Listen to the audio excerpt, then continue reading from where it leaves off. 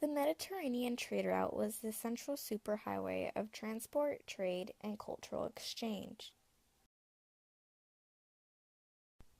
The key traders that were involved were the Carthaginians, Romans, Byzantines, Venice, Constantinople, and the Phoenicians, each one helping each other out by letting them progress by trading.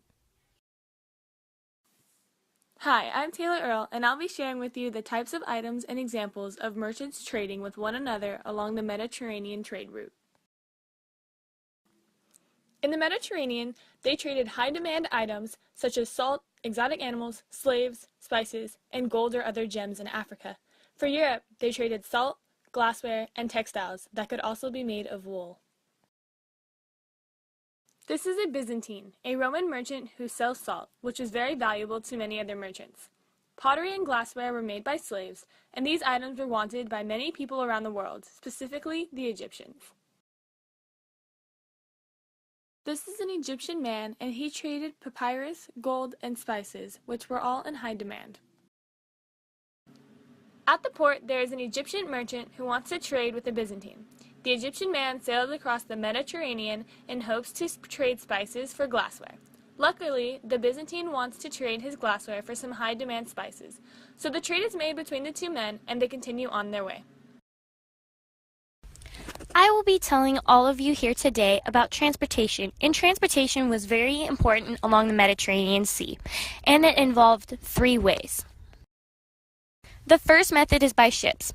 Ships were very fast and harbors bloomed with trade. The second method is wheel transportation. They would use vehicles such as wagons to transport their goods across lands to markets. This last and final way is pipe transportation. Pipe transportation sent goods inside of a pipe to local markets to be. The diagram here shows an astrolabe.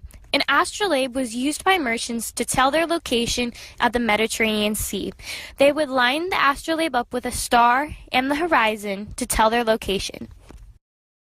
The first image shows a Roman ship. Roman ships were used for military and for trading uses to cross the Mediterranean. The second image is an Egyptian ship rowed by slaves to transport the goods and the merchants to very popular harbors. Hello, I'm Jen Mana, and I'm here today to tell you about the biological effects of the Mediterranean trade route. Probably the most commonly known biological effect of the Mediterranean trade route was the Black Death, or the bubonic plague. The bubonic plague had manifested from fleas that lived in the waste of the cities of the famous empires. The fleas bit the rats, who in turn became infected. The rats then snuck onto trade ships and spread the disease quickly throughout the entire trade route by bites and infestation of goods. The Black Death had affected millions of people throughout the Byzantine, Egyptian, Roman, Phoenician, and Gupta empires. It had managed to infect and kill 1/3 of citizens in every empire. This had led to a decrease in trade and soon caused the downfall of the trade route. The main religion that was spread through the Mediterranean trade route was Christianity.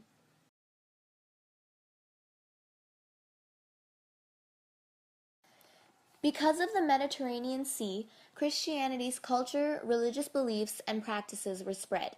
It was mainly spread through many soldiers and merchants.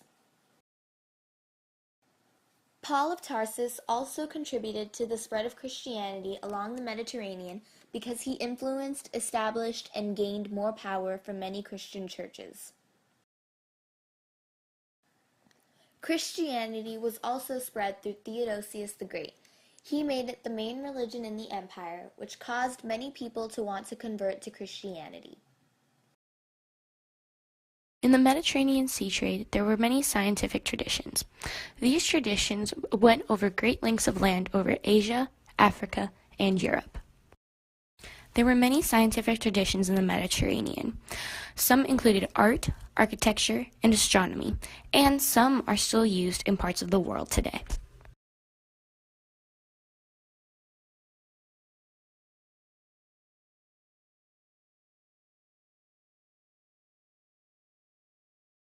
Created using Powtoon.